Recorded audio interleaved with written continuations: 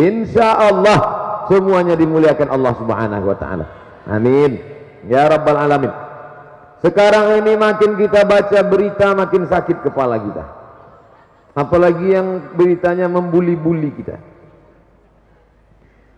Dulu waktu saya masih kuliah musim haji, pergi ke Mekah, sampai di sana ketemu sama jamaah haji dari Indonesia. Melihat wajah ibu-ibu lama kita pandang, karena lama tidak ketemu dengan ayah dan ibu, 4 tahun berpisah. Melihat wajah ibu, ingat ibu di kampung.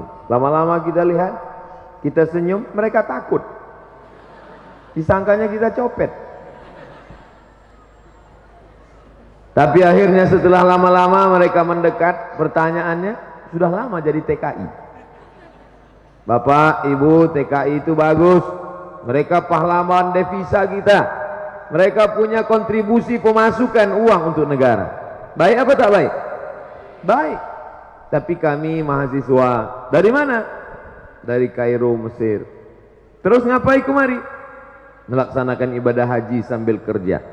Apa kata jamaah haji Indonesia? Pulanglah nak, Indonesia sekarang sudah darurat. Kenapa bu? Bahaya. Apa bahayanya? Anak TK sudah memperkosa anak SD. Mohon maaf beribu maaf, itu memang nyata, saya dengar sendiri di telinga saya. Waktu itu saya sangka ini kalimat hiperbola, mengada-ngada. Apa ini? Nggak benar ini, isu ini. Ternyata apa yang terjadi benar. Anak-anak SD dewasa sebelum masanya, mereka matang di karbit oleh internet, Twitter, BBM, WhatsApp, Instagram, Telegram, miligram, kilogram. Tontonannya, makanannya, pakai pengawet, ada pemicu libido seksual, ditambah dengan tontonannya, ditambah lagi anak perempuan tidak dikhitan. Maaf beribu maaf, yang saya ceritakan ini fakta, data, bukan fiktif, bukan ilusi. Tadi di jalan sebelum kemari buka berita internet, apa yang terjadi? Maaf beribu maaf, kepala desa mati di mobil akibat sesak napas, tidak kuat. Maaf beribu maaf, karena berhubungan intim. Apa artinya? Tidak ada lagi yang bisa dijadikan panduan pedoman dalam hidup. Anak-anaknya rusak, sampai kepada atasnya rusak. Dirusak oleh korupsi, dirusak oleh makan haram, dirusak oleh riba. Sampai saya berpikir melihat dunia ini, kalau begitu pergi ke gunung, menyendiri, bersemedi sampai malaikat maut datang. Putus asa. Kalau bolehlah ada ayat yang mengatakan, hai Abdul Somad, silakanlah berputus asa. Sudah putus asa saja melihat dunia ini. Tapi ternyata di tengah kegalauan, di tengah kekacauan, di tengah berita yang begitu, rupanya masih ada secercah cahaya, masih ada satu bintang di tengah gelap. Bintang itu bernama Darul Quran Mulia. Abdul Somad, kalau engkau khawatir ada anak TK, ada anak SD yang mabuk, mabuknya bukan mabuk sabu-sabu, mabuk lem kambing. Kalau kau khawatir ada orang korupsi, ada orang nepotisme, ada orang buat dosa, kena virus HIV AIDS, nampaknya gagah, perkasa, tegap, rupanya melambai, LGBT, maka Abdul Somad, nun di sana ada secercah cahaya masa depan.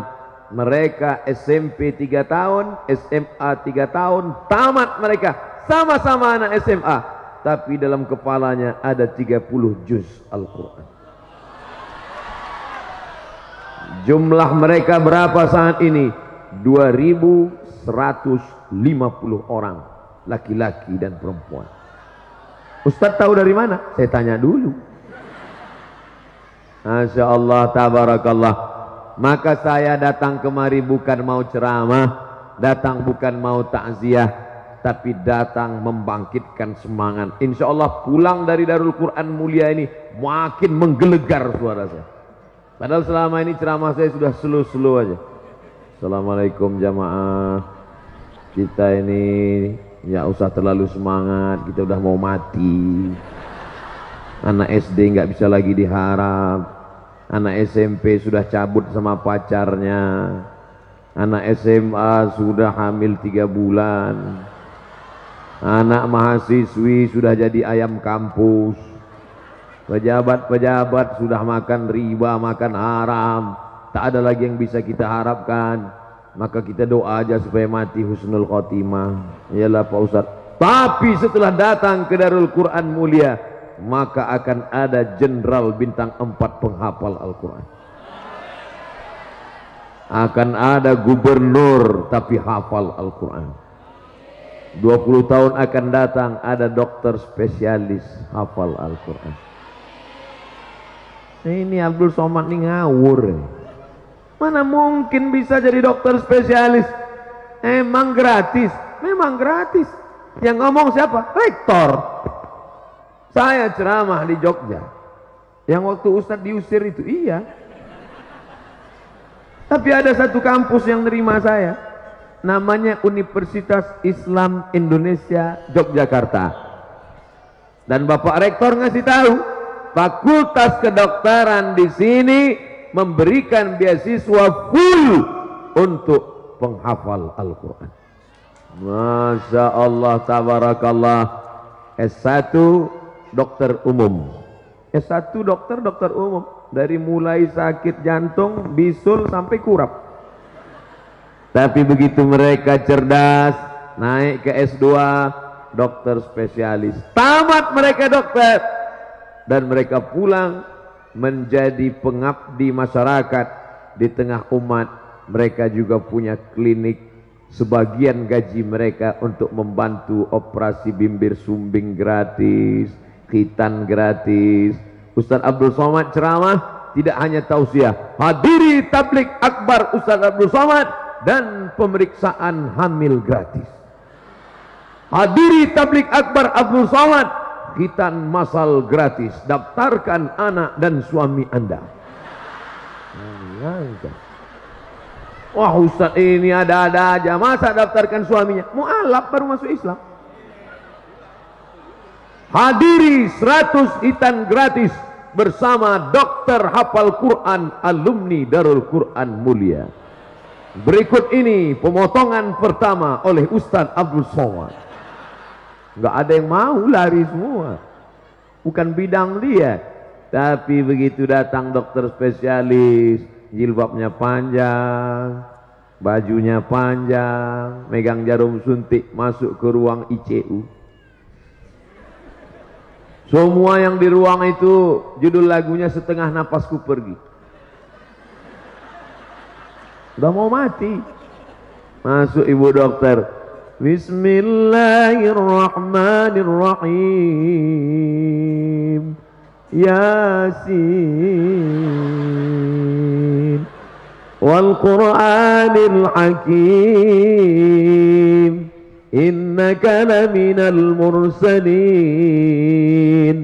ala siratim mustaqim. Masya Allah, tabarakallah. Ternyata yang hampir-hampir sakit itu malah sehat. Siapa yang ngomong begitu? Buka tafsir Abul Fida Ismail Ibnu Katsir, namanya tafsir Al-Quranil Azim. La tuqra'u fi amrin asirin. Kalau dibacakan surah ini pada perkara yang sulit, yang susah, illa yassarahullah, dimudahkan Allah. Mudah sehatnya atau mudah matinya? Enggak terlalu lama dia di situ menghabiskan uang. Apa kata pasien-pasien? Masya Allah, ibu dokter, padahal selama ini saya rasanya sakit, tapi begitu melihat ibu sembuh rasanya. Belum disuntik udah sehat. Gimana nggak sehat? Senyumnya, dipegang keningnya. Ibu setempat sehat ya bu. Yang mahram, yang tidak mahram tidak dia pedulikan. Karena dia belajar tentang akhlak. Sebelum dia suntik dia bacakan salawat. Sallallahu ala Muhammad, sallallahu alaihi wasallam, sallallahu ala Muhammad, sallallahu alaihi wasallam. Sehat. Bagaimana kalau dokternya tidak paham agama? Rambut 3 warna, merah, kuning, kelabu. Anting-anting 15. 3 di sini, 3 di sini, 3 di sini, 1 di sini. Macam sapi kurban. 1 di bibir. Melihat bibir dia bergerak, bergerak juga bibir pasien. Kuku hitam, di atas black kutek, di bawah black daki. Masuk ke dalam ruang pasien bukan pakai bismillah, bukan baca doa, bukan sholawat. Hi guys, are you ready to rock? Mana mau sembuh? Mana yang sakit? Mana? Mati kontan orang ICU. Apa yang bisa memperbaiki NKRI? Jaga NKRI. Siapa yang bisa menjaga NKRI dari LGBT? Siapa yang bisa jaga NKRI dari virus HIV/AIDS? Siapa yang bisa jaga NKRI dari narkoba? Nih dia orangnya. Nih yang dia jaga. Anda mau anak Anda selamat dari LGBT? Anda mau anak Anda selamat dari kecanduan game online? Anda mau selamat anak Anda dari warnet? Daftarkan sebelum tanggal penutupan berikut ini. Pondok Pesantren Terpadu Darul Quran Mulia, Gunung Sindur, Bogor. Hubungi www.com. Apa itu anak pesantren? Ngapain tinggal di pesantren? Paling-paling nanti tamat jadi imam tarawih. What? Emangnya kalau tamat dari Darul Quran Mulia bisa masuk UI, bisa masuk ITB, bisa masuk IPB? Bisa. Ijazah mereka kan SMA. Seluruh universitas-universitas ternama di Indonesia sudah ada alumni dari Darul Quran Mulia. Ijazah mereka SMA, brother. Casingnya SMA, isinya 30 juz. Ini sekarang banyak terpukau sama casing, pakai jubah, isi Abu Lahab. Tapi di Darul Quran Mulia, apa dalam kepalanya? Lihat aja program dia Diknas, Pendidikan Nasional, Fisika, Biologi, Kimia, Matematika, Bahasa Inggris, kecil. Kenapa? Fisika, Kimia, Bahasa Inggris, Matematika. Jangankan itu 5 pelajaran, 30 juz ada di kepala dia. 30 juz. Bapaknya juz 30 aja payah. Oleh sebab itu maka bangkit semangat saya. Saya datang kemari mendapatkan keberkahan Al-Quran. Allahumma arhamna bil Quran. Ya Allah, turunkan rahmat Engkau melalui kemuliaan Al-Quran. Ternyata pohon-pohon kayu kalau dibacakan Al-Quran berbuah sebesar karung. Oh iya. Pohon nangka, berapa banyak pohon nangka tidak berbuah, tapi di Darul Quran luar biasa, sebesar karung buahnya. Bukan mengada-ngada. Yang mau datang nyata. Nanti habis dari sini saya mau foto di situ. Mau kita like and share. Janji siapa? Janji Allah. Walau anna ahlal qura amanu wattaqau. Walau anna ahlal qura amanu wattaqau. Lafatahna alaihim barakatin minas sama wal ard. Turun barakah dari langit, turun hujan. Wal ard, tumbuh tanaman. Syaratnya apa? Iman dan taqwa. Maka Al-Quran, jangankan membaca Quran, wa idza quri'al Quran, kalau Quran dibacakan orang lain, fastami'u, dengarkan baik-baik, wa ansitu, dan diam, la'allakum turhamun. Ternyata makna tarhamun, kamu dapat rahmat. Bukan cuma manusia yang dapat rahmat, pokok-pokok kayu pun mendapatkan rahmat. Kata siapa? Fakta dan data, bukan fiktif dan hoax. Ini banyak orang sekarang tidak bisa membedakan mana hak, mana hok, mana hok, mana hak. Tapi di sini yang diucapkan setiap hari watawasau bil hak, bukan watawasau bil hok. Saudara yang dimuliakan Allah Subhanahu wa taala, tadi saya dibawa berjalan-jalan melihat Darul Quran Mulia 2. Masjidnya besar.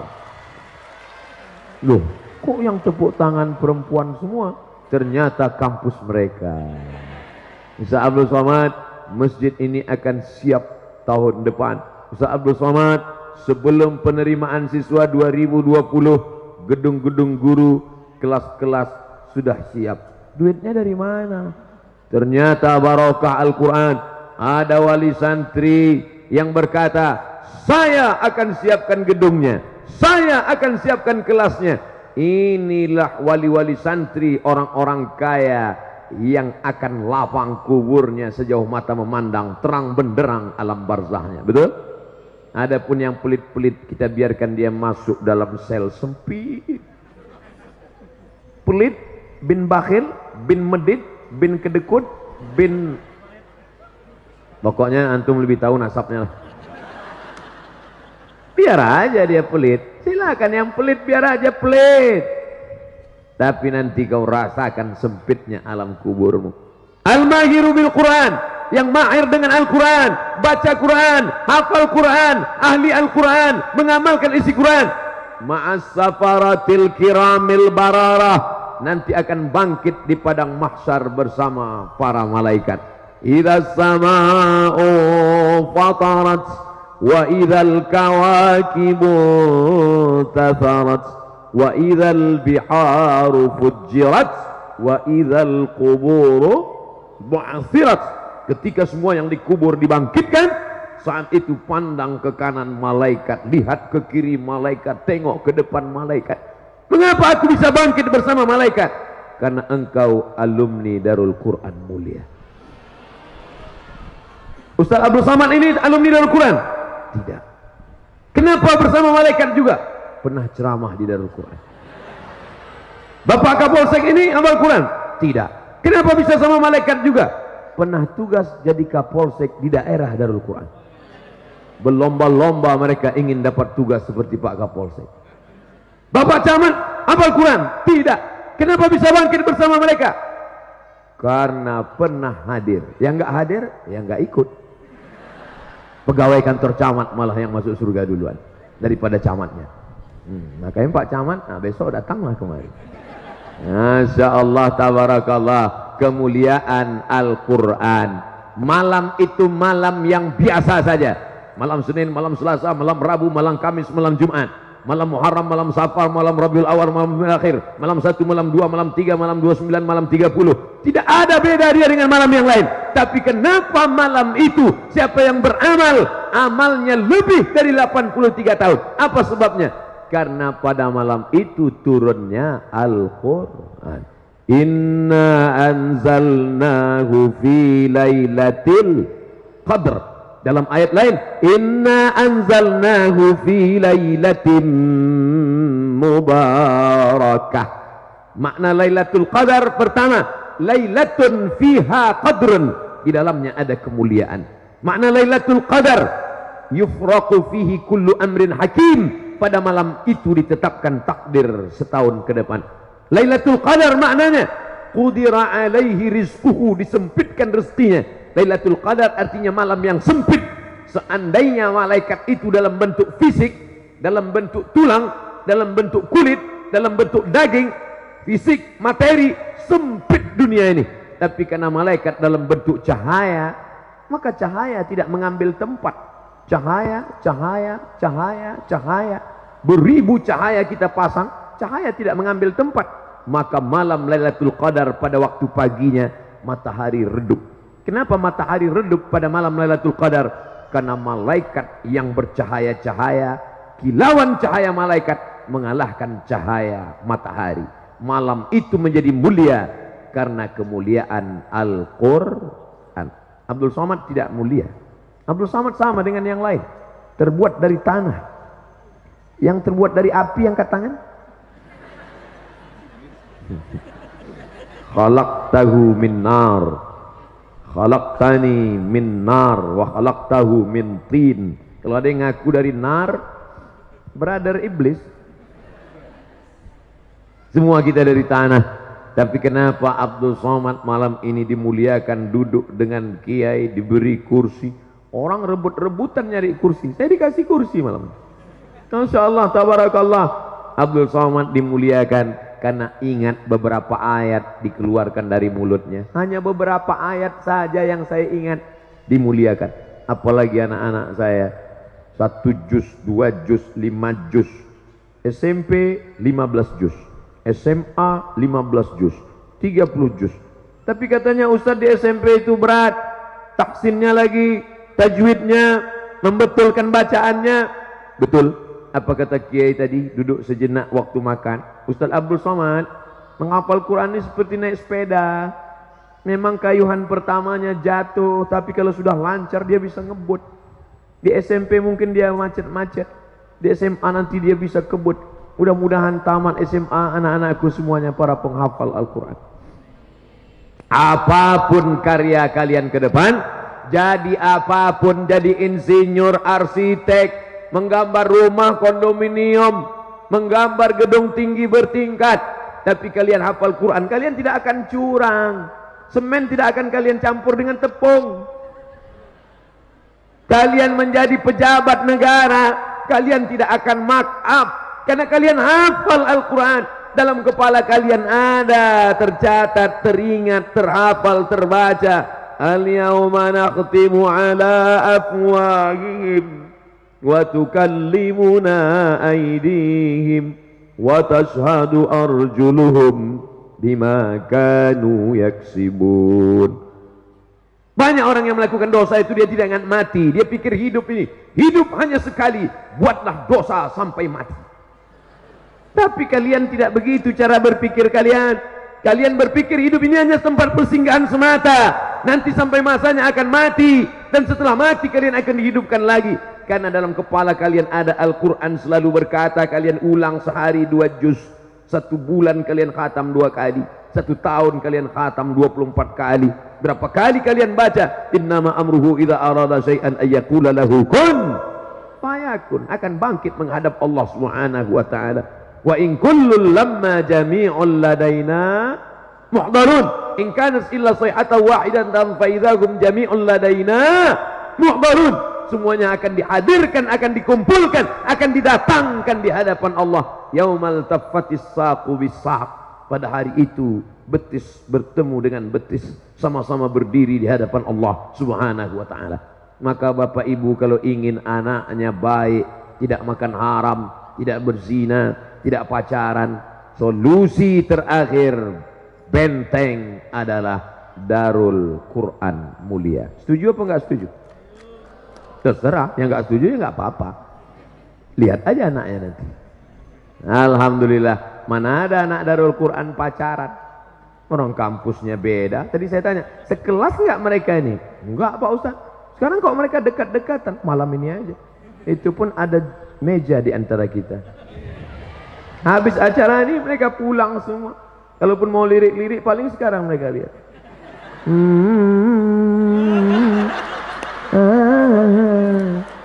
Udah habis itu pulang. Ada di luar sana dari rumah pergi ke kampus pakai jilbab. Pergi ya papa, pergi ya mama, berangkat dah mama. Sampai di jalan pacar sudah nunggu. Dengan knalpot yang baru saja dikhitan, menggelegar suaranya, cabut pergi ke mall. Adinda dikasih minum, hilang ingatan karena pantat botol sudah disuntik, diisi macam-macam bius, hilang ingatan, kehormatan hilang, tak ada harga diri. Hidup yang sekali, hidup tak bermakna. Di saat akad nikah paling sakral, paling mulia, yang mestinya orang tua tersenyum. Sudikah engkau menikah dengan anakku? Iya ayah. Aku nikahkan kau dengan anakku dengan mengajarkan surat Ar-Rahman tunai. Itu kalau menantunya alumni Darul Quran Mulia. Tapi dapat mantu anak fang. Ampun. Kalau anak Darul Quran Mulia cium ayah sehat, mama sehat, calon bapak mertua, calon ibu mertua, sungkep, dapat anak. Hai guys, gimana kabar lo? Hancur dunia persilatan. Tidak ada jalan lain memperbaiki anak-anak kita, menjaga bangsa kita. Gimana mau jadi bangsa yang bisa bersaing dalam dunia global? Nanti tidak akan ada lagi visa-visa bisnis, tidak akan ada lagi surat-surat izin, karena kita sudah trade perdagangan global internasional, pasar-pasar. Sekarang orang Vietnam sudah kursus nyetir pakai bahasa Jawa. Vietnam sudah kursus nyetir pakai bahasa Jawa. Artinya apa? Mereka akan datang menyerbu 2-3 tahun akan datang menyerbu Jakarta, Bandung, Bogor, Sumatera, Kalimantan, Sulawesi. Mereka akan mendaftarkan diri sebagai driver. Jangankan yang insinyur, jangankan yang doktor, jangankan PhD, Doctor of Philosophy, jangankan dokter, untuk jadi supir pun akan bersaing dengan negara-negara ketiga. Lalu kita akan jadi apa? Tanah punya kita, bumi punya kita, tapi kita akan menjadi tamu di negeri sendiri kalau tidak dijaga. Makanya tema kita malam ini, jaga NKRI. Dengan cara apa? Serius belajar. Dan mata anak-anakku ini kelihatan mata-mata yang serius.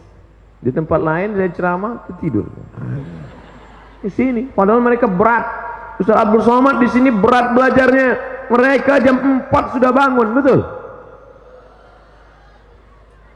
Komplain, bukan jam 4 Ustaz, jam 3 kami bangun. Ustaz Somad dulu emangnya pernah juga di pesantren? Pernah. Selesai Pak Ustaz? Hampir.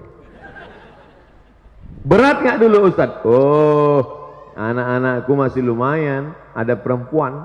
Tempat saya dulu sekolah nggak ada perempuan. Ngelihat perempuan cuman hari Ahad aja.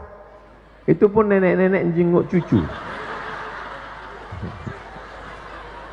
Gak ada perempuan. Hari Ahad itu hari yang paling membahagiakan karena banyak tamu datang. Teman-teman itu tamunya, Masya Allah, ada yang bawa rambutan, ada yang bapaknya bawa bumbu pecal. Mana yang pelit-pelit kami tandai. Ini pelit. Ini pelit, awas nanti malam lemarinya kami bongkar. Tapi anak-anak Darul Quran Mulia orangnya baik-baik, soleh-soleh, bukan macam Ustaz Somad. Kalian akan jadi doktor insyaallah. Beda sama Ustaz Somad, cuman LCMA aja. Abdul Somad LCMA, lagi cemas menghadapi anak-anak Darul Quran Mulia. Kalian berprestasi. Penyesalan yang mendalam adalah ngapa dulu tidak belajar yang benar dan betul. Kalau bolehlah umur ini diulang kembali. Hai Abdul Somad, maukah engkau diulang muda lagi? Mau. Mau jadi apakah engkau? Ingin menjadi penghafal Quran, ingin menjadi hafiz, ingin menjadi alumni pesantren. Makanya orang tua mesti balas. Dulu saya nggak tamat pesantren, dulu saya nggak hafal Quran. Anak saya mesti tamat pesantren, anak saya mesti hafal Quran. Amin. Mesti begitu. Kemarahan dalam diri itu mesti dibalaskan. Ini ada kakak kelas saya di Mesir, ada anaknya sekarang di Darul Quran. Satu angkatan dengan saya, sama-sama di IAIN dulu, Institut Agama Islam Negeri. Anaknya di Darul Quran. Hari ini kami reuni ayah-ayahnya dan reuni pula anak-anaknya. Dan nanti kita berharap di sini bertemu dengan kiai, di sini bertemu dengan sahabat saya, di sini bertemu dengan anak-anakku. Nanti juga kita akan bertemu dalam surga Jannatul Firdaus bersama Nabi Muhammad sallallahu alaihi wasallam. 13 tahun usia Darul Quran Mulia, Ustaz Abdul Somad diundang tausiah. 13 tahun. Nanti di usia yang ke-30 tahun diadakan reuni akbar alumni seluruh Nusantara Darul Quran Mulia. Siapa penceramahnya? Abdul Somad juga. Mungkin sebagian bapak-bapak udah meninggal. Bapak, sebagian ibu-ibu pun udah ada yang mendahului. Saya masih tetap hidup. Kenapa? Ya karena doa alumni. Mereka berdoa, ya Allah, kami nanti mau ada acara reuni akbar yang ke 30 tahun, ke 40 tahun penceramahnya Abdul Somad, ya Allah. Amin. Banyak yang nggak mau ngamin kan? Siapa yang nggak bahagia? Hari ini mereka duduk di bawah, biasa sederhana, tapi nanti ketika alumni reuni akbar yang ke 40 tahun, mereka sudah duduk pakai jas, pakai dasi, ngangguk. Oh, tahap yang dianggukkannya kita nggak tahu. Masya Allah. Itu siapa itu Pak yang ganteng pakai jas di sana? Oh, itu alumni Darul Quran Mulia.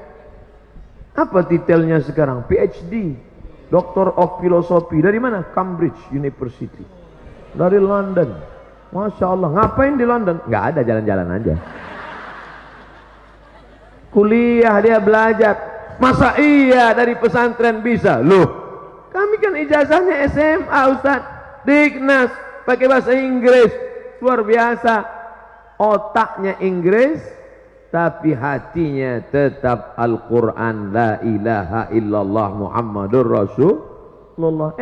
Tiba-tiba pas Ustaz Somad sedang ceramah acara reuni akbar, masuk angkot satu. Keluar dari angkot. Siapa itu? Supir angkot. Ngapain dia kemari? Dia alumni Darul Quran juga. Buat jatuh martabat Darul Quran aja. Masa supir angkot? Ustaz jangan sepele.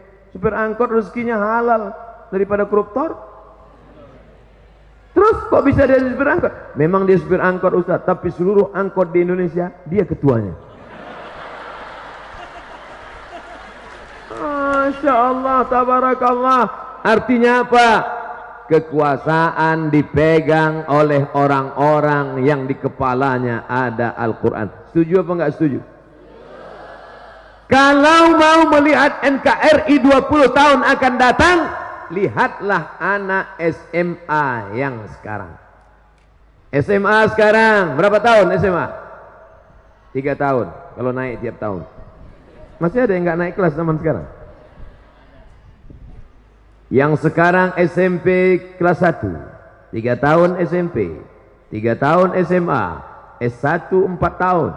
Maka kalau mau melihat bagaimana pegawai Pemprov, pemerintahan provinsi, Pemda, pemerintahan daerah, Pemko, pemerintahan kota, DPRD, legislatif, yudikatif, kalau mau melihat bagaimana Indonesia NKRI 10 tahun akan datang, lihat yang SMP kelas 1 sekarang. Kalau kelas 1 aja udah sakau, kelas 1 SMP udah sakau, kelas 3 error, kelas 10 hang. Gimana nanti masa depan Indonesia? Tapi dia bisa juga jadi anggota dewan. Kenapa? Dia main sebar duit, dia beli itu suara orang miskin. Akhirnya terpilih menjadi ketua anggota legislatif sidang paripurna dalam keadaan sakau nih. APBD kabupaten kita untuk ini sekarang tuh dipukulnya kepala wakil mati. Indonesia akan dijual. Kita tidak lagi bangga menyanyikan Indonesia Raya.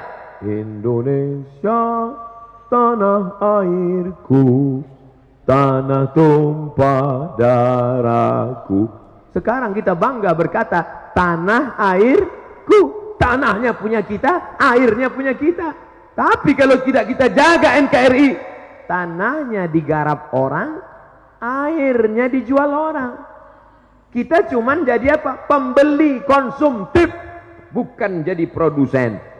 Ini jangan sampai nanti lagu kita pun berubah, na'udzubillah. Makanya siapa yang bisa menjaga NKRI? Anak Darul Quran Mulia kalau ikut tes polisi, lulus apa enggak lulus? Lulus. Di tes fisiknya sehat, dadanya sehat. Mereka yang di luar sana jam 12 cabut. Pas diperiksa dada, mohon maaf Pak, anak Bapak enggak lulus. Kenapa? Dada berawan. Telinga bekas anting. Nggak terelakkan karena pergaulannya. Pergaulan luar biasa. anak yang baik, anak yang sopan, anak yang santun, kalau dipengaruhi oleh lingkungan, lama-lama berubah apa nggak berubah? Berubah. Ustadz kok tahu? Ustadz pernah merasakan. Ustadz dulu nggak merokok, tapi karena banyak kawan-kawan, Mat, rokok? Tidak. Bencong. Oh, bangkit. Apa kau bilang? Aku kalau nggak merokok bencong. Mari. Lingkungan pengaruhnya besar. Tapi di sini mereka bukan bersaing asap rokok, mereka bukan bersaing narkoba, mereka bukan bersaing pacaran, mereka bukan bersaing motor, mereka bukan bersaing malam mingguan, tapi mereka bersaing hafalan. Kamu sudah berapa juz? Saya sudah 4 juz. Kamu? Juz mangga, juz melon, juz. Inilah yang akan menjaga NKRI. Jadi nanti kalau ada orang yang bertanya, siapa tausiah tadi malam? Ustaz Abu Somad. Apa judulnya? Menjaga NKRI. Terus isinya? Enggak tahu, pokoknya itulah kata dia tadi malam. Kalau mau NKRI tetap ada 20-30 tahun akan datang, serangan dari luar kita tetap kuat, maka salah satu penjaga itu adalah pondok pesantren. 10 November hari apa? Hari pahlawan. Kenapa 10 November itu ditetapkan sebagai hari pahlawan? Karena 10 November meledak perang di Surabaya melawan agresi Belanda. Betul? Pontang-panting itu Belanda lari dikejar arek-arek Surabaya. Yang tinggal cuman durian Belanda. Orang Belanda sudah pulang semua ke Amsterdam. Tapi banyak orang lupa. Apa yang dilupakan orang? 10 November semua tahu. Ada yang dilupakan orang. Apa dia? Asbabun nuzul 10 November. 10 November itu ada asbabun nuzulnya. Kenapa orang bergejolak perang 10 November? Kenapa orang Surabaya berani mati? Kenapa orang Jawa Timur berani mengejar Belanda? Karena bagi mereka matinya mati syahid. Iskariman, hidup mulia, au syahidan, atau mati syahid. Siapa yang mengeluarkan fatwa mati syahid? Ulama. Dikeluarkanlah fatwa oleh Kiai Haji Hashim Asy'ari, resolusi jihad tanggal 22 Oktober yang ditetapkan 22 Oktober sebagai hari santri. 10 November, betul, itu ledakannya 10 November. Tapi dari mana orang bisa semangat? Siapa yang membakar saat itu? Semangat yang luar biasa. Ulama mengeluarkan fatwa, ati Allah wa ati Rasul wa ulil amri. Siapa ulil amri? Ulama yang mengamalkan sunnah Rasulullah SAW. Keluar fatwa ulama. Siapa yang berperang melawan penjajah Belanda kafir, maka matinya mati syahid. Maka surga di depan mata mereka. Siapa yang mati syahid, tidak merasakan sakaratul maut, tidak merasakan azab kubur, tidak merasakan hisab, langsung masuk surga. Berteriak mereka, takbir.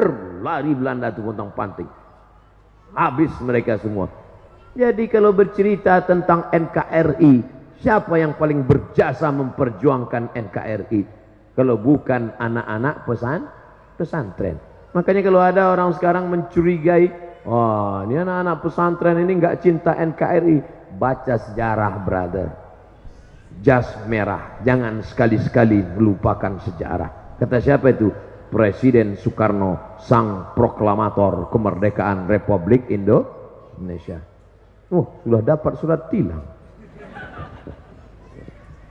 Tadi saya mulai jam 8:30, sekarang jam 9:15. Ternyata saya sudah bicara 45 menit. Ternyata bicara di depan para ahli Al-Quran itu tak terasa waktu mengalir. Karena setannya nggak ada. Kadang dengar ceramah itu lama itu karena setan. Saya sangka di pesantren, Ustaz kalau ceramah di pesantren nanti pasti santrinya tidur karena makan tahu tempe. Ustaz nanti kalau ceramah di pesantren pasti santrinya tidur karena capek, kurang gizi. Siapa bilang? Saya ceramah dari ujung ke ujung semuanya matanya. Semua. Kenapa demikian? Karena dalam kepala mereka Al-Quran, maka setan jauh dari dia. Apa kata setan? Enti kalau nggoda yang sana aja, yang ini jangan, itu Quran kepalanya. Yang itu apa isi kepalanya? Koran. Bagaimana menurut Ustadz tentang kebijakan baru, yaitu nikah minimal harus 19 tahun? dan harus ada sertifikat siap nikah terlebih dulu dengan mengikuti pelatihan 3 bulan.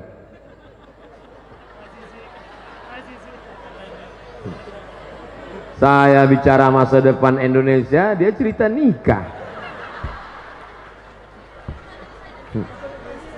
Kalau saya tahu nikah itu lebih banyak baiknya daripada mudaratnya, kalau saya tahu nikah cepat itu bagus, pagi khitan, siang nikah. Tapi tentu Nabi juga bersabda, kata Nabi, man istata'a minkumul ba'ah, siapa di antara kamu yang sudah ba'ah. Ba'ah artinya al-qudrah, mampu secara finansial. Adik-adik, anak-anakku sekalian, kalian sekolah, kakak kelas kalian banyak sekarang. Ada di Turki, ada di Mesir, lebih 15 alumni Darul Quran Mulia di Kairo, Mesir. Saya waktu ke Mesir, anak-anak Mesir, adik-adik kelas nanya, Ustaz, kami gimana kalau nikah atau kuliah Pak Ustaz? Kuliah sambil nikah. Terus makannya gimana? Subsidi silang. Kamu dapat kiriman kan? Iya. Kamu dapat kiriman? Iya. Gabungkan APBD-nya. Cari yang siap dari nol. Di pom bensin dong Ustaz. Adinda, AA kan lagi belum kerja nih. Siap nggak makan sehari denganku? Jangankan makan sehari, Senin Kamis aja kita puasa, kata dia. Tapi jangan lama-lama gitu.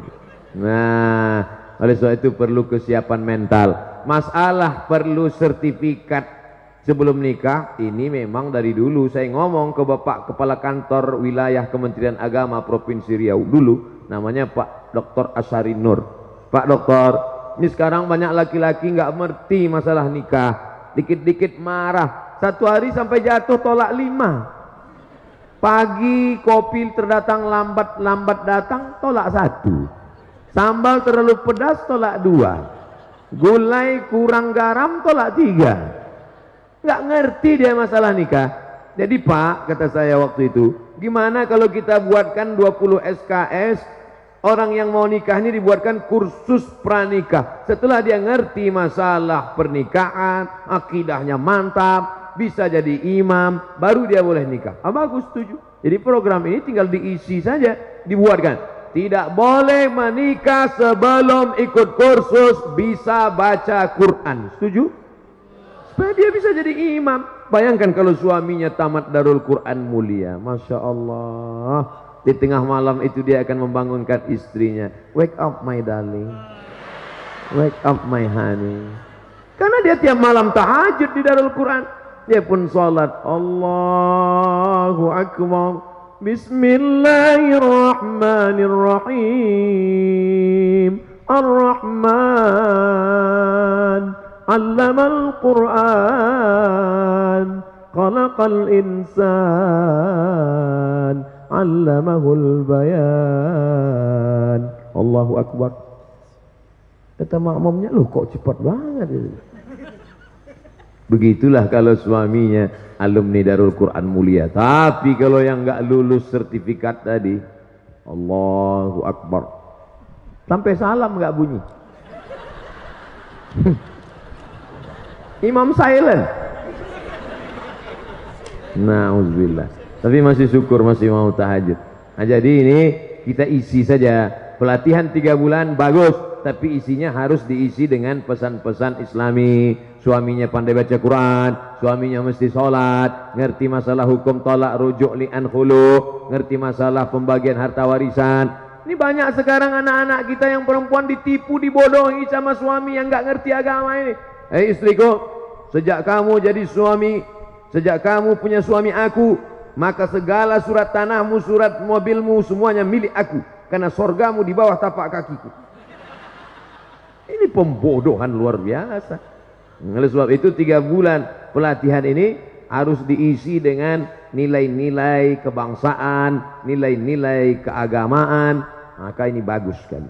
Assalamualaikum Ustaz. Waalaikumsalam. Semoga antum selalu dalam lindungan Allah ya. 2150 santri mendoakan saya. Menembus pintu-pintu langit. 2150 santri mendoakan. Dari yang kecil-kecil tadi. Yang kecil-kecil malah manggil Ustaz. Ya. Anak-anak yang tak berdosa itu. Apa Ustaz mau nanya, gimana hukumnya akhwat sholat pakai baju gamis, sedangkan familiarnya suka pakai mukena? Mukena itu cuma ada di Indonesia. Di Mesir nggak ada mukena. Antum capek nyari mukena di Maroko, nggak akan ketemu. Jadi pakaian dalam Islam itu tidak diatur oleh fashion, style, tapi yang diatur adalah sifatnya. Sifat pakaiannya longgar, menutup aurat, maka dia sudah boleh dipakai untuk sholat. Tidak dilihat kainnya, walaupun kainnya terbuat dari jeans, kain jeans, tapi longgar. Kainnya jeans tapi longgar, lebar, karena tidak diatur kainnya terbuat dari apa. Oh, nggak boleh pakai jeans Pak Ustaz, sholat pakai jeans nggak batal. Mana dalilnya? Ini minal jinnati wan nas. Enggak benar. Nah, jadi jin yang nggak boleh itu kan jin sempit. Jin sempit yang sampai darahnya pun nggak mengalir. Dipakai jam 8, jam 9 pucat. Bertahan darah. Sampai menjerit itu paha. Tolong, tolong, itu nggak boleh. Coba lihat pakaian perempuan Jepang, kimono. Kalau ada orang Jepang masuk Islam mu'alaf, sholat dia pakai kimono, tertutup semuanya, longgar, sah sholatnya. Begitu juga dengan waktu saya dulu ceramah tinggal di hotel waktu di Taiwan. Sebenarnya saya mau ngasih tahu saya ceramah di Taiwan. Jadi saya lihat di dinding hotel itu ada gambar perempuan Cina, saudara kita Tionghoa, tapi yang zaman-zaman dulu ternyata bajunya panjang.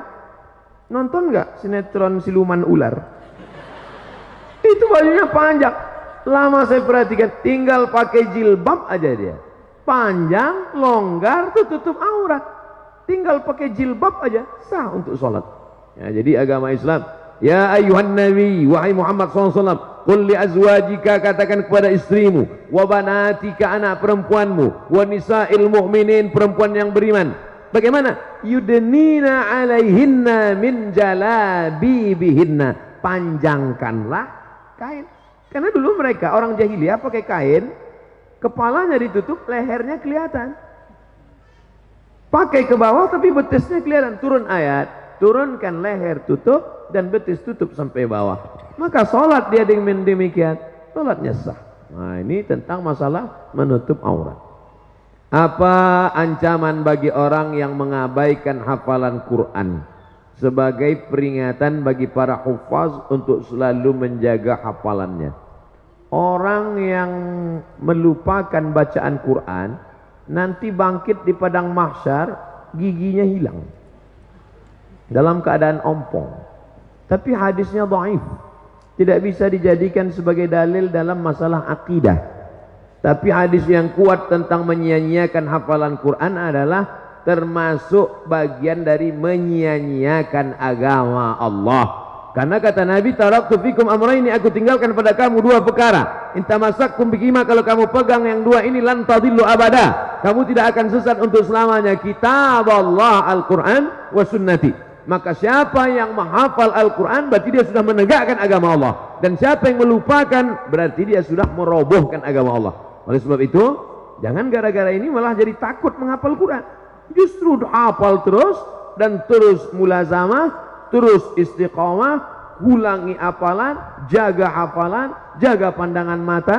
Syakautu ila waqi'in, aku melapor kepada Imam Waqi' su'a hifzi, tentang hafalanku yang jelek. Fa arsadani ila tarkil ma'asi, Imam Waqi' memesankan padaku tinggalkan perbuatan maksiat. Li'annal ilma nurun, karena ilmu adalah cahaya. Wa nurullah la yuhda lil 'asi. Tak mungkin Allah memberikan hafalan Quran pada orang yang kepalanya banyak perbuatan maksiat. Oleh sebab itu, ghaddul basar, tundukkan pandangan, jaga kehormatan, kemuliaan. Mudah-mudahan Allah menguatkan hati hafalan anak-anakku sekalian. Amin ya rabbal alamin. Apa pendapat, bagaimana tanggapan Ustadz tentang kaum Freemason? Freemason Yahudi, tidak membawa agama, tapi yang dibawanya adalah pemikiran, pluralisme, semua agama benar, semuanya selamat. Jangan tanya akidahnya, yang penting orangnya baik, yang penting orangnya sopan. Jangan tanya agama, jangan tanya akidah. Dalam Islam justru lain asyrakta, kalau kau syirik la yahbatanna amaluka, semua amalmu tidak bermakna. Wa qadimna ila ma amilu min amalin, semua amal kamu nanti akan didatangkan, ini sedekahmu, ini wakafmu, ini infakmu, tapi kemudian dijadikan amal itu haba'am mansura, seperti debu yang dihembus angin. Dalam Islam pokok pangkal pertama yang penting adalah akidah. Dalam Islam baik pun orang kalau akidahnya tidak benar. Wa may yabtaghi ghairal islami dina, siapa yang mencari agama selain daripada Islam, falan yuqbala minhu, dia tidak akan diterima, wa huwa fil akhirati minal khasirin. Laki-laki kalau mau mencari perempuan yang dilihat agamanya, tungkahul mar'atu li arba', perempuan dinikahi karena 4, 5 liha, karena hartanya, wali hasabiha, karena keturunannya, wali jamaliha, beautiful. Tapi yang dipandang, coba lihat yang keempat, fazfar bidzatid din, lihatlah agamanya, taribat yadaka, kau akan selamat. Perempuan kalau memandang laki-laki, walinya, bapaknya, kakeknya, abangnya, adiknya, pandang laki-laki apa? 2, idza ja'akum man tardawna dinahu, kalau kau lihat ada laki-laki baik agamanya, wa khuluquhu, baik akhlaknya, fazawwijuhu, nikahkan anakmu, adikmu dengan dia. Yang pertama dilihat dari laki-laki agama, yang dilihat dari perempuan agama. Jadi sekarang kalau ada Freemason mengatakan agama nggak penting, yang penting dia orangnya baik, yang penting gajinya besar, yang penting mobilnya mewah. Oh, nggak bisa begitu. Iya kalau mobilnya cash, kalau kredit. Ustadz, jika kita punya utang, wah ini udah cerita utang nih, belum dibayar. Ketika kita ingin membayarnya, kita tidak tahu di mana orangnya berada. Alhamdulillah. Bagaimana cara kita untuk membayar utang tersebut? Cari dia. Di mana nyarinya Pak Ustadz? Google.com. Sekarang dengan adanya teknologi mudah sekali mencari. Saya berapa kali cari teman SD, teman sekolah, teman pesantren, saya cari di FB ketemu. Efek positifnya bisa silaturahim, tapi ada juga efek negatifnya. Banyak yang CLBK, cucian lama belum kering. Tadi saya buat undangan reuni. Ustaz Somad tolong umumkan acara reuni anak SMEA. Hai saudara-saudara alumni SMEA sekolah anu, jangan lupa hadiri reuni pada tanggal sekian. Reuni tetap sambung silaturahim, awas jangan CLBK, waspadalah. Nah, oleh sebab itu reuni-reuni bagus, ya kan? Iya kata anak Ustaz. Nah, cari dia. Kalau sudah dicari nggak juga ketemu ahli warisnya, ternyata dia sudah meninggal, anaknya ada, bayar ke anaknya. Anaknya juga nggak ada lagi Pak Ustadz. Maka hitung berapa hutangmu dulu. Hitung menurut harga emas tahun 80, 1 gram berapa. Kalau 1 gram sekarang 500.000, ikut. Dulu kamu hutangnya berapa? Kalau dihitung emas 2 gram Pak Ustadz, waktu itu berapa? 25.000. Sekarang 2 gram emas sudah 1 juta. Jangan bayar 25.000. Karena 25.000 sekarang dengan dulu inflasi. Harga tidak stabil, yang stabil itu emas. 2 gram dulu berarti 1 juta sekarang. Bayarkan. Kemana bayarnya? Lembaga yang dinikmati orang banyak. Di mana itu Pak Ustadz? Yang paling berkah para penghafal Quran, serahkan ke Darul Quran Mulia untuk pembangunan masjid. Kalau Darul Quran mau nerima, bisa jadi Darul Quran Mulia nggak mau nerima. Pak, saya mau membayar hutang. Sudah kamu cari? Sudah. Hutang apa ini? Dulu Pak. Hutang apa? Saya malu mau cerita. Masalah apa? Dulu makan bakwan sering bayar. Kalau cuman bakwan jangan bawa ke Darul Quran. Terlalu kecil, brother. Serahkan ke lembaga yang dinikmati orang banyak.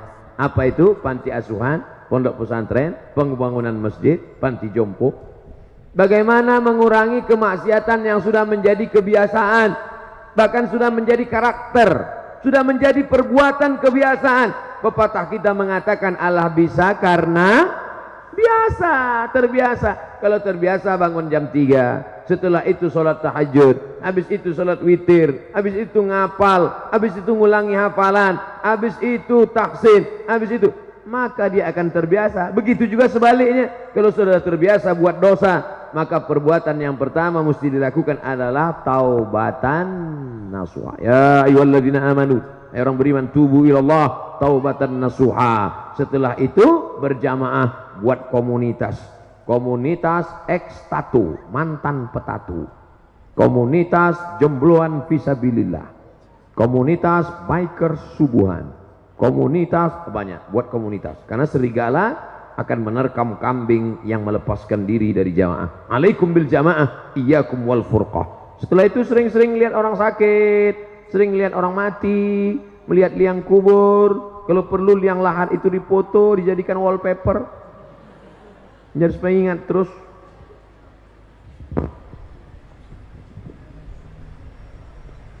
Menyikapi konflik Suriah.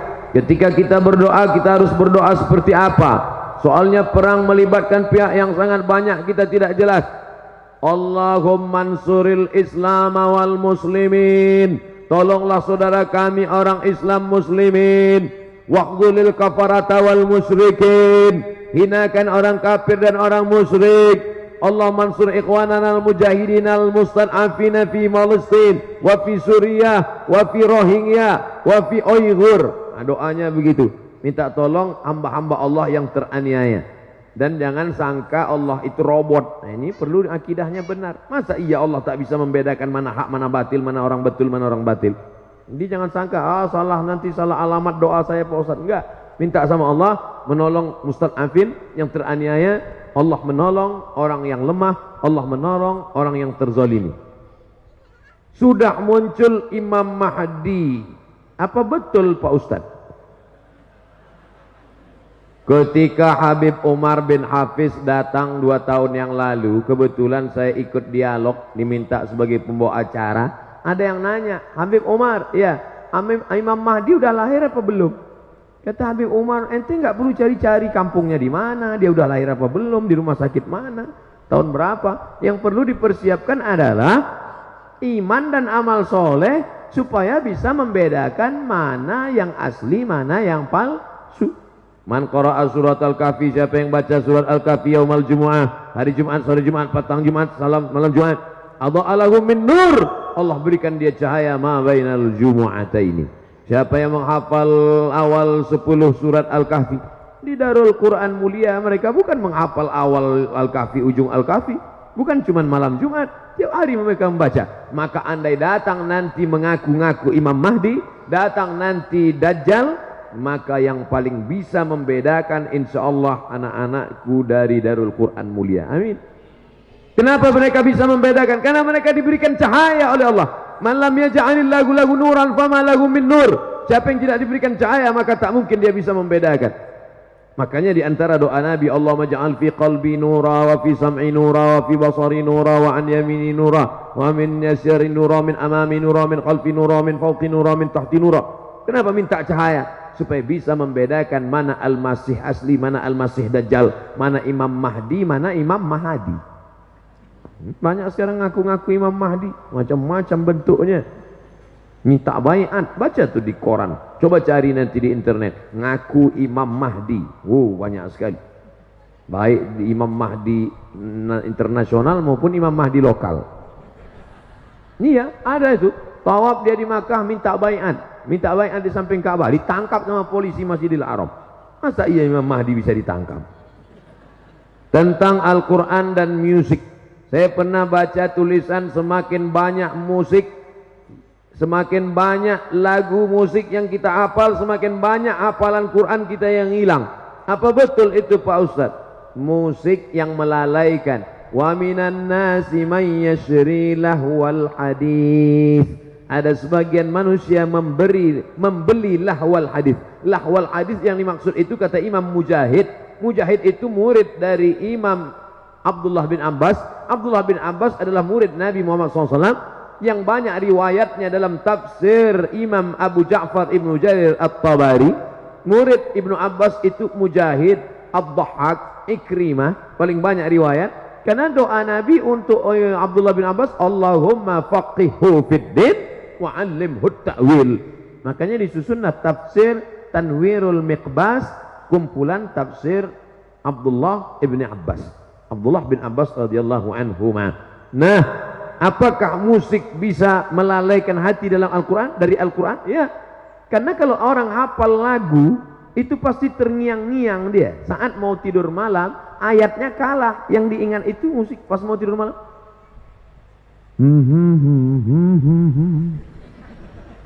Dia terngiang-ngiang.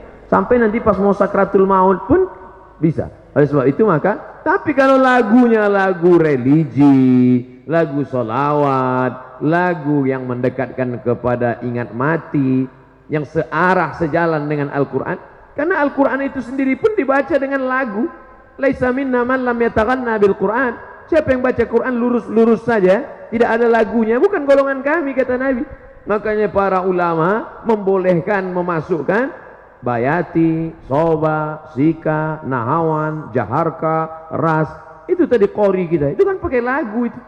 A'udzubillahi minasyaitonir rajim. Bismillahirrahmanirrahim. Itu pakai lagu. Gimana baca Quran nggak pakai lagu? Alhamdulillahirrahmanirrahim. Pakai lagu. Yang nggak boleh itu lagu yang mengajak pada perbuatan maksiat, selimut tetangga, cinta satu malam. Apa ini lagu? Mengajak pada perbuatan zina. Tapi kalau lagunya ingat mati, lagunya mengingatkan kepada Rasul, lagunya pula Al-Quran, Allahumma rahamna bil Quran, itu ada lagunya. Azan aja pakai lagu, azan itu pakai lagu. Allahu Akbar, Allahu Akbar, pakai lagu. Gimana azan nggak pakai lagu? Allahu Akbar, Allahu Akbar. Itu bukan azan, ngamuk.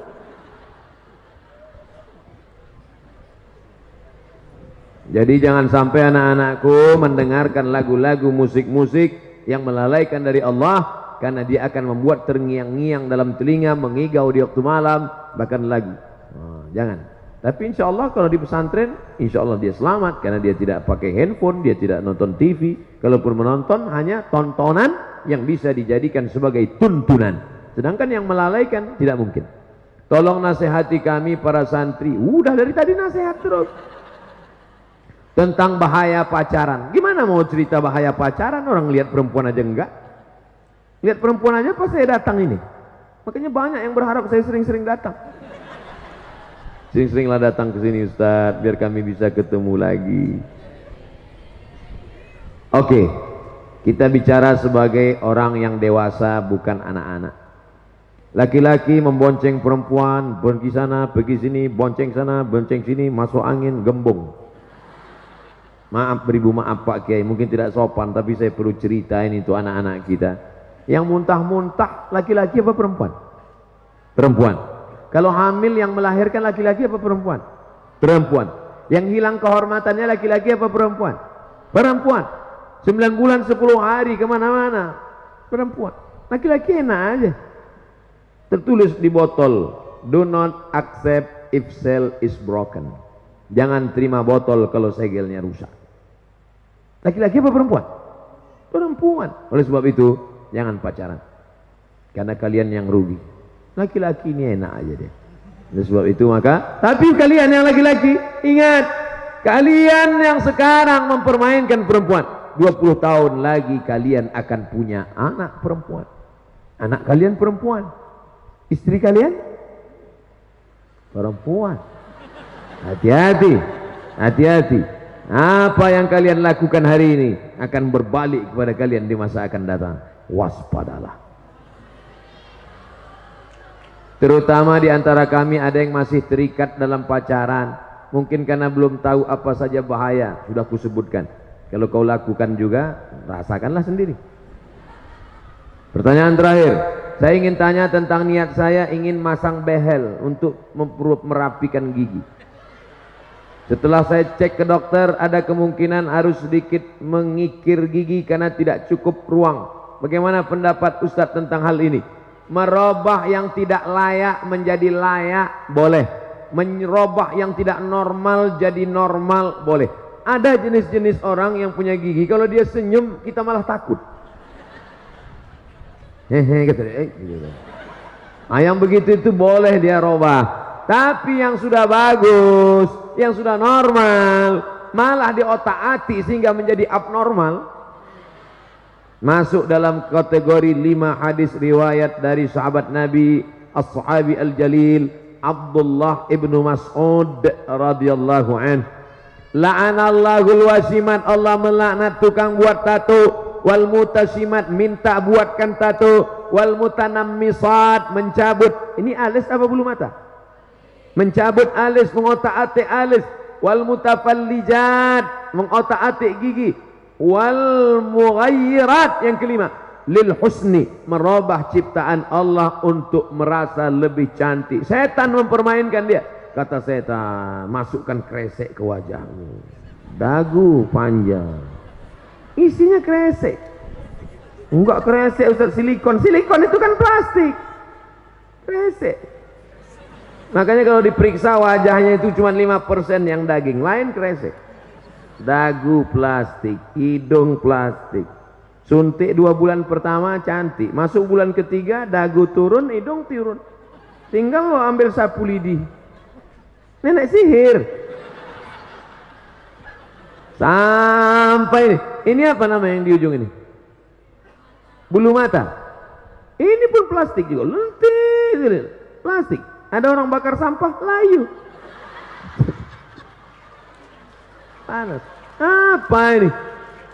Biarlah engkau cantik karena bekas air wudukmu. Engkau cantik karena cahaya Al-Quran dari matamu. Engkau cantik karena bekas solat tahajud. Siapa yang solat tahajud di waktu malam, cahayanya dijaga Allah sampai di waktu siang. Loh, itu anak alumni Darul Quran Mulia itu kok bercahaya wajahnya? Iya, bekas air wudhu.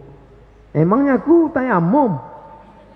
Oleh sebab itu maka orang yang selalu mengotak-atik wajahnya, sobek di sini, suntik di sini, isi di sini, itu dipermainkan setan. Wala udillannahum, aku sesatkan, wala umanniyannahum, aku buat mereka berilusi, berhalusinasi. Engkau makin cantik, engkau lebih cantik, engkau lebih cantik. Tapi sebenarnya dia saja yang merasa cantik, orang melihat dia malah takut. Saya melihat orang bagi operasi-operasi itu malah wajahnya mengerikan, menakutkan. Coba lihat di internet contoh beberapa artis barat, bule, yang wajah di hari tuanya amat sangat menakutkan akibat dari merubah-rubah ciptaan.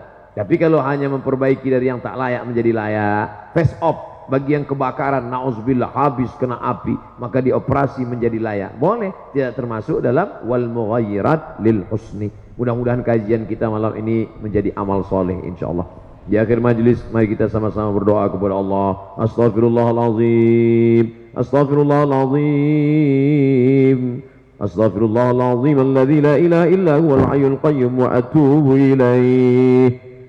Allahumma arhamna bil Qur'an, curahkan rahmat kasih sayangmu kepada kami berkat kemuliaan Al-Quran.